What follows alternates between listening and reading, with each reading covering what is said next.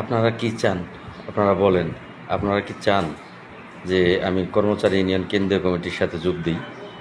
নাকি আপনারা চান যে যেমন করে ৪৩টা দিন জাতীয়করণের এক দফা দাবি নিয়ে যুদ্ধ করলাম, ঈদের পরেও জাতীয়করণের এক দফা দাবি নিয়ে এভাবেই দুর্বার গতিতে যুদ্ধ করে যাই জাতীয়করণ না হওয়া পর্যন্ত? আপনারা আপনাদের মূল্যবান মতামতটি জানাবেন। আমি যুদ্ধ করেছি জাতীয়করণের এক দফা দাবি নিয়ে। আমার সাথে কিন্তু আপনারা খুব কম সংখ্যক লোক সময় দিয়েছেন। ২-৪ জন লোক রেগুলার সময় দিয়েছেন, আর কিছু লোক আছেন তারা সময় বিশেষে এসেছেন, গিয়েছেন, সময় দিয়েছেন। বাকিরা সকলেই জাতীয়করণ দরকার, কিন্তু আপনারা কিন্তু ঘরে বসে বসে উৎসাহ দিচ্ছেন, কিন্তু কেউ রাজপথে আসছেন না।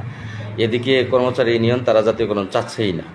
এখন তারা চাচ্ছে ৭৫%। যদি আপনারা মনে করেন যে আমি কর্মচারী ইউনিয়নের সাথে একত্র হই, তাহলে জাতীয়করণ না ৭৫%-এর জন্য কর্মচারী ইউনিয়নের সাথে একত্র হব। আপনাদের চাওয়া, আপনাদের পাওয়া কি সেটা আমাকে জানাবেন।